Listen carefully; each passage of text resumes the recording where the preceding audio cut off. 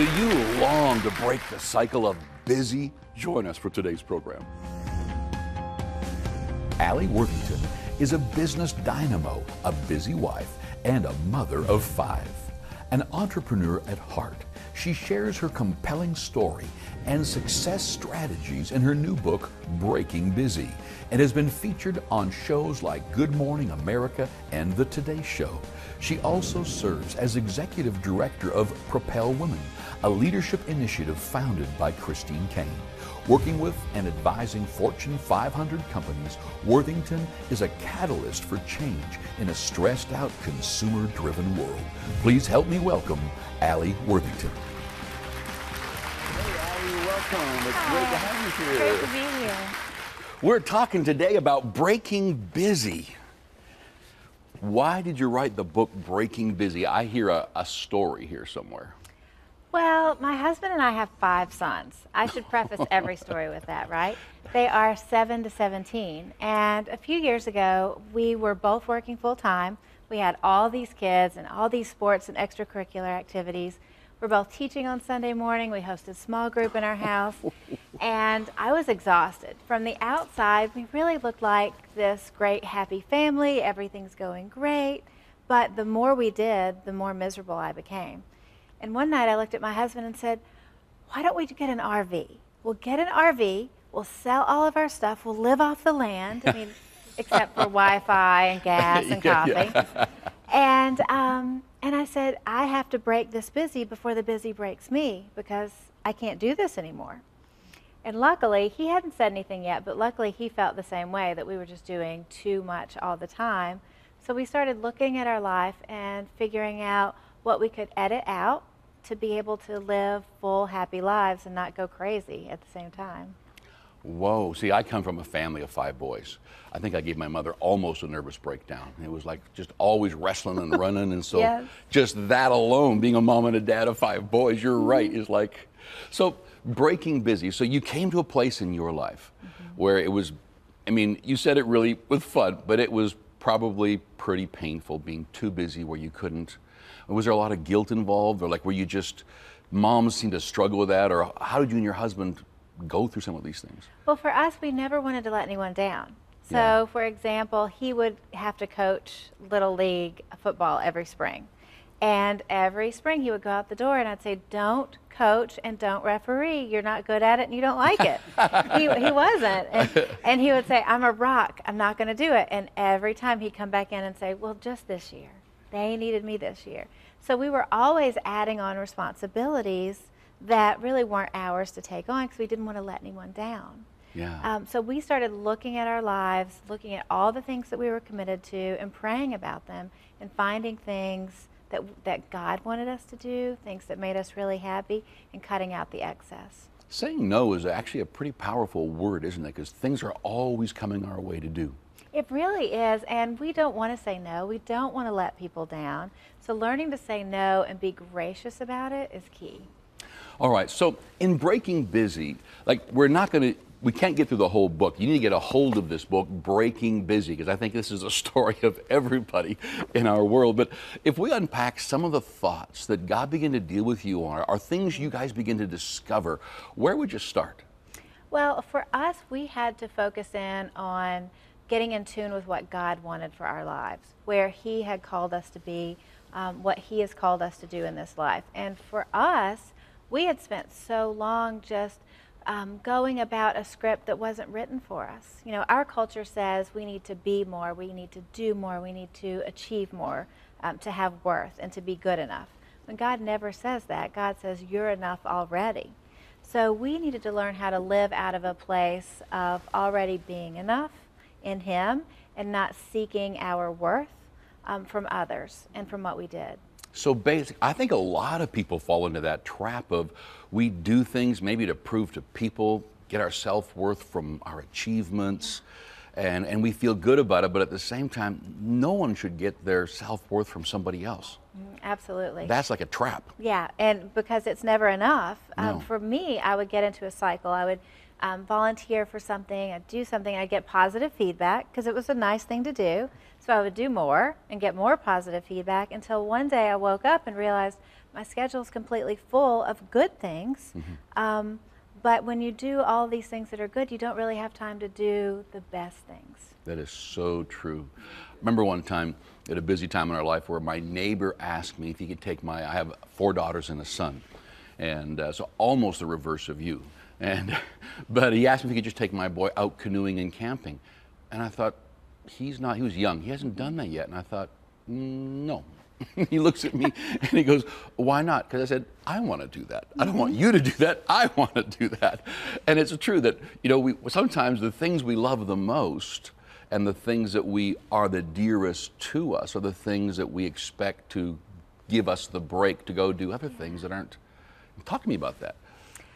Well, I had to start getting comfortable saying no with a lot of grace and with a lot of love. And one of the great things about writing a book like Breaking Busy is I have the excuse now. I can go, I wrote this book about being busy, and I had to learn to say no. And so people are starting to give me a lot of grace. But what I hear from people is once we tell people what's important to us and what we just can't do, and we're really honest about it, it gives other people permission to go, here's X, Y, and Z that I don't want to do in my life anymore. And that's the kind of world I want to live in, where we give each other grace to say no, and we're able to edit things out and live happier lives. That's true. It's like, years ago when things weren't as busy, or I wouldn't say they're busier, but we would, rather than in January trying to decide what new things we would do, Sal and I would go, what things are we dropping off? What are we stopping doing this year? Because the bigger your world gets, the more people have an agenda for you. And the more they feel they know what you should do. And the more, if you're in a public eye, then there's even more people that only you can meet their need. And you don't want to have that Jesus complex where you think you should. Absolutely. Yeah. One of my favorite tips is called the stop doing list. So I will look at things on my schedule or just in my life, things that don't bring me happiness or aren't necessarily healthy, or things that I know I'm going to say yes to and I really want to say no to. And so I'll actually write it out. We have all these to-do lists of things that we're supposed to do or that we want to do, but sometimes we just have to remind ourselves of 2 or 3 things we need to stop doing. That is so true. So you started talking about the fact, what does God want you to do? Do you think that's a hard place for people to figure out? Oh, it's a super hard place. It's been hard for me in different seasons of my life. But I have found once I start seeking Him and what He wants, He'll make it apparent. So I'll start getting that whisper in my spirit about something. Then I'll have other believers come to me and start saying things. I'll find scripture, open my Bible and there's scripture that aligns with it. So He never makes it a secret, but oftentimes we're so busy and our lives are so loud that we're not listening or we're not able to identify it at the time. That's so true. I know that people sometimes wonder why God's not in the fire, the thunder. He's in that still small voice. It's like only when you find that margin, only when you find quiet time. And I know you know this too, because you mentioned it in the book, but when you meet really successful people, they know how to get away. They either do it daily, weekly, but they've got all of this time. They get away and think, how do you find the time for that?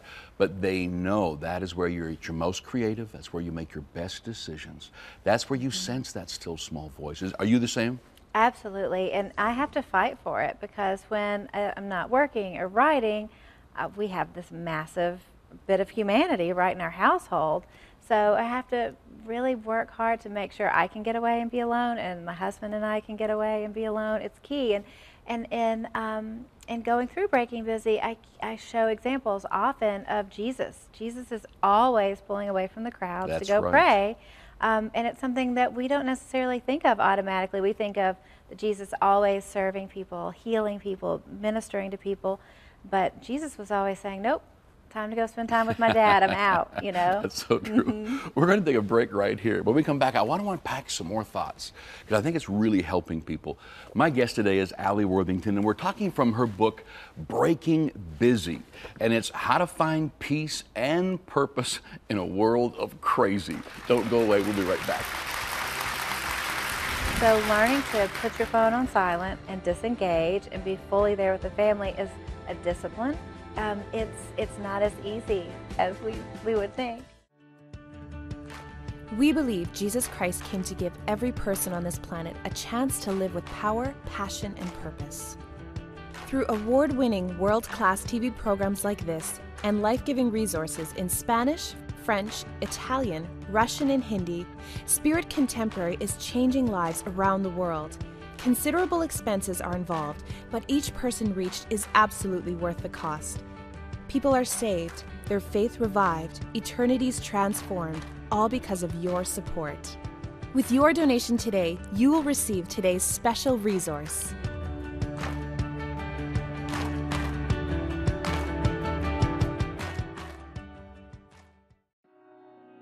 Church. God created church for you, to have a home, a family, and a purpose. It's a place where we can connect with each other, where everyone should find love, acceptance, and forgiveness. But the church is not a building. It isn't the brick, the doors, stained glass, or the steeples. It's the people. We fill it with life and laughter.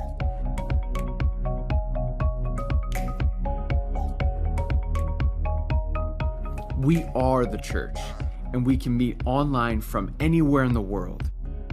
Let's connect at Springs Online today.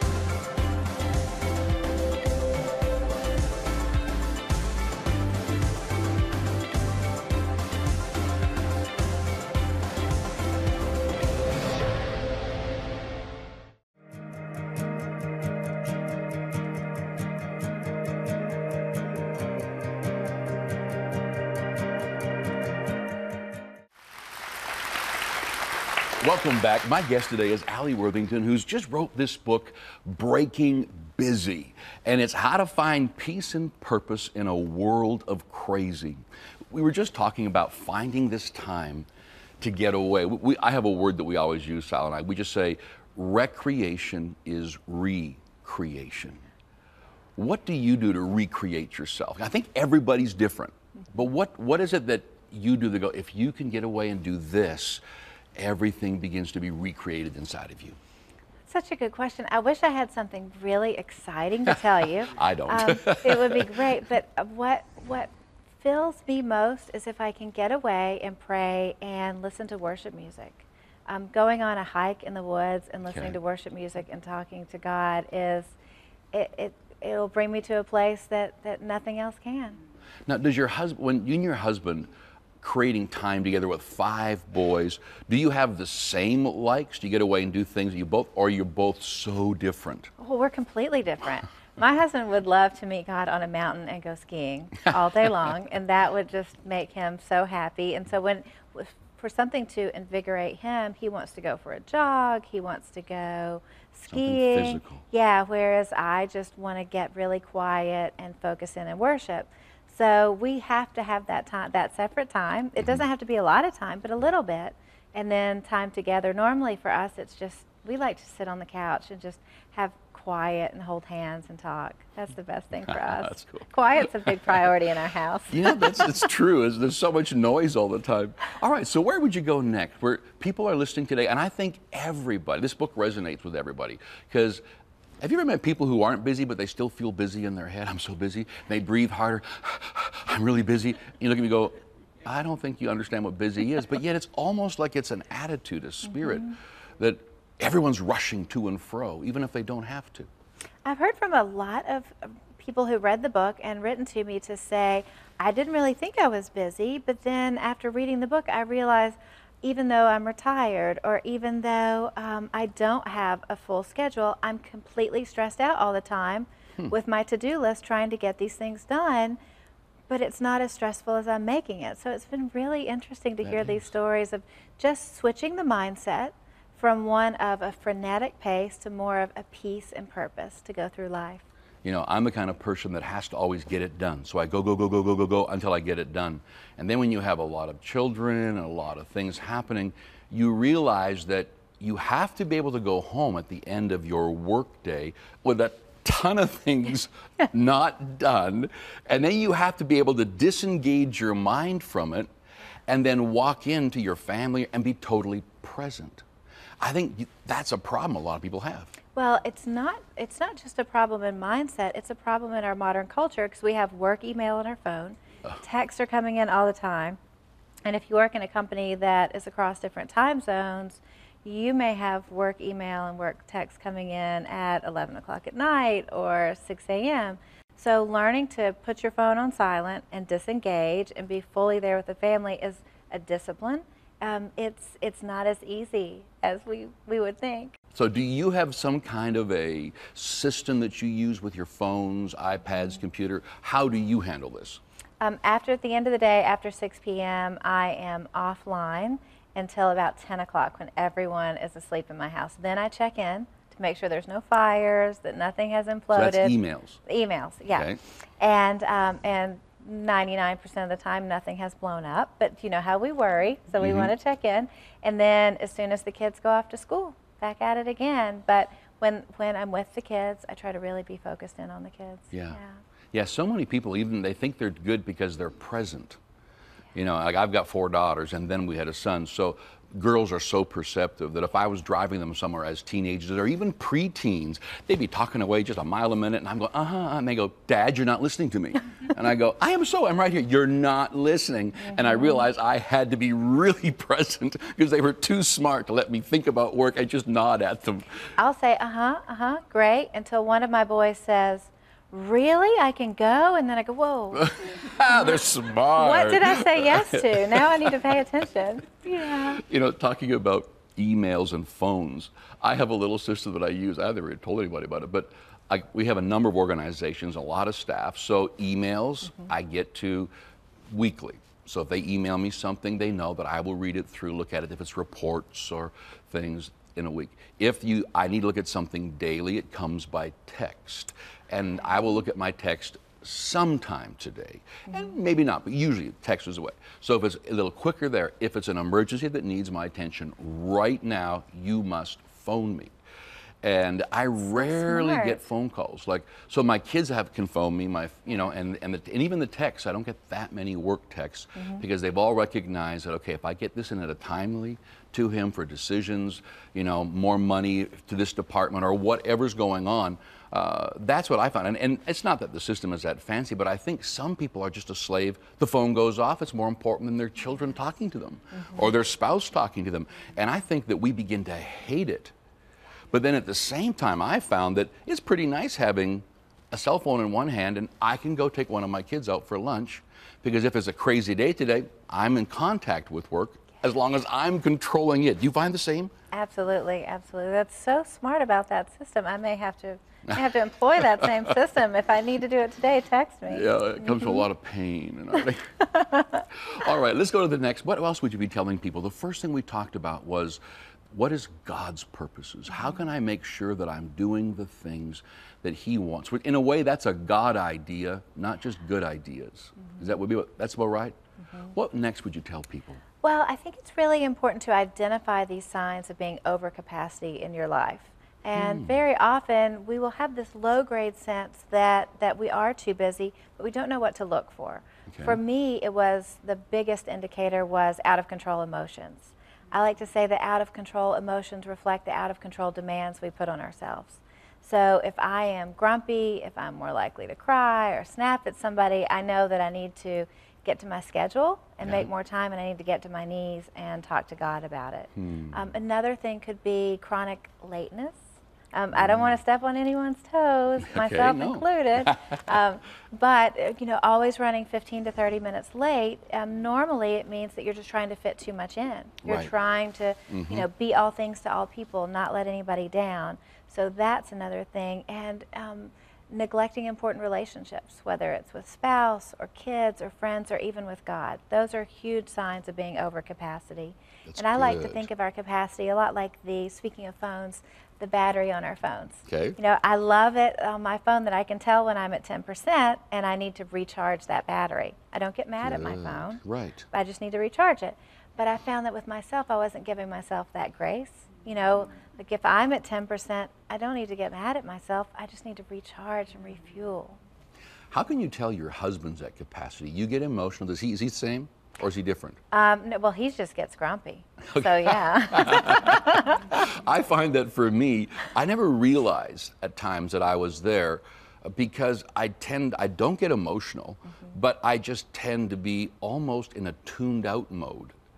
Where I'll just, I'll be with my family, and they can tell I'm not really present. You're just phoning it in. Yeah. And then I realize I need a little bit of margin, a little bit of downtime, just so I can come back in and go, okay, let's talk. What do you want to talk about? Yeah. And really, you know, and have a good time.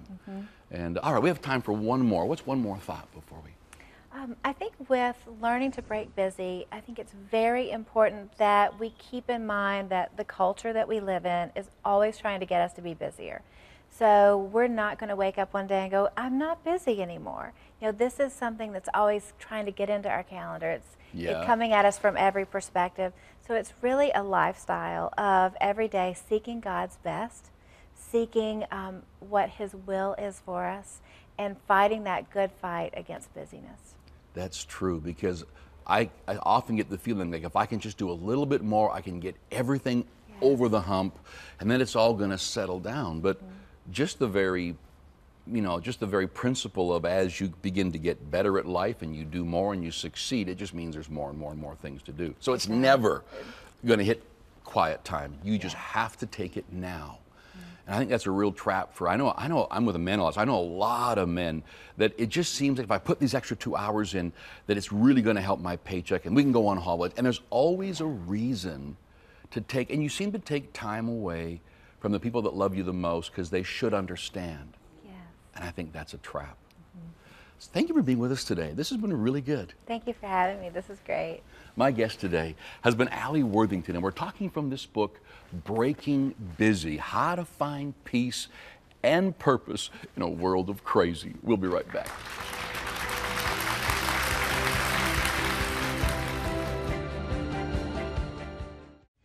Devoted, a daily devotional created with you in mind. Easy to read and simple to understand.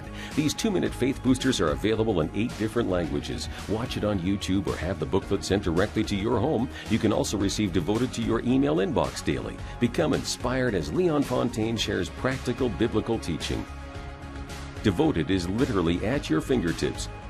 Transform your life with this Spirit Contemporary devotional. Sign up to receive Devoted today. I hope you enjoyed my conversation with Alli Worthington.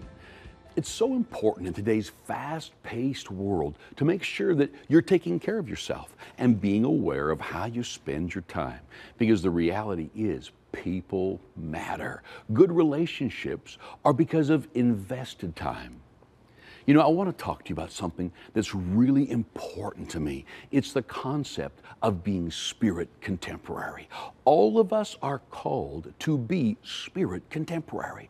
What does that mean? Well, in the Bible, every person that God used, He had to make sure that they knew how to connect with God and listen to God and let God use them in miraculous ways. But at the same time, they had to know the people group that they were going to, which is why He even had Moses raised in Egypt, so he understood the culture he had to go get God's people out of. Think about Joseph, who saved the then known world, and he literally had to go learn that culture in Potiphar's house.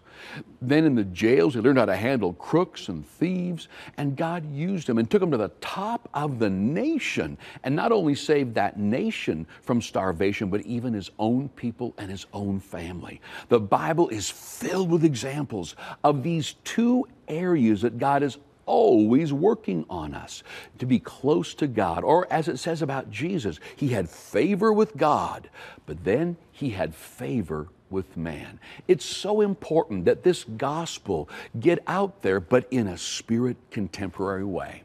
I'm going to ask you to join this team, this cause. Could you donate, say, at least $30 or more? Because that money is going to help people come to know Jesus Christ. It's so crucial right now that there are many doors that God has opened to us, and Spirit Contemporary seems to be this fascination with the world and with the church world. We want to teach them how to really be a believer who is Spirit Contemporary, and your gift will not only help us to retrain the body of Christ, but people who have never heard the gospel, when they hear it in a Spirit Contemporary way, they get saved so quickly. Everywhere I go, there's just a large amount of people making decisions for Jesus Christ. Would you go to your phone right now?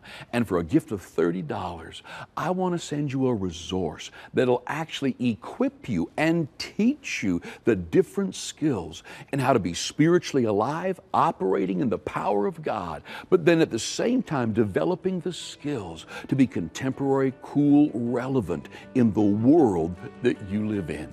Thank you so much. We trust that you are being blessed, uplifted, and encouraged in your Christian walk through today's program. As a viewer, you should know that we care about you. We value you greatly and appreciate your prayers. Did you know that Miracle Channel is taking the good news of Jesus Christ around the world through award-winning programs like this? We are actively translating ministry programs into languages like Spanish, French, Italian, and even Russian. We even air on television stations in the Middle East. This means that millions upon millions of people are hearing about Jesus Christ in their language, and it's all thanks to people like you. Considerable expenses are involved, so we need your support, because each person who gives their life to Jesus is absolutely worth the cost. Each is of infinite value to God. You are very important to us. We care greatly about your spiritual growth, which is why we would like to get today's resources into your hands.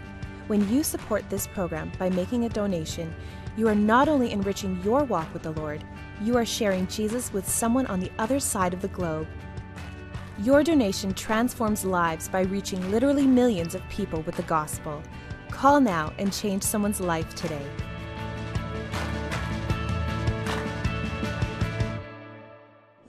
Join us again on Monday for The Leon Show.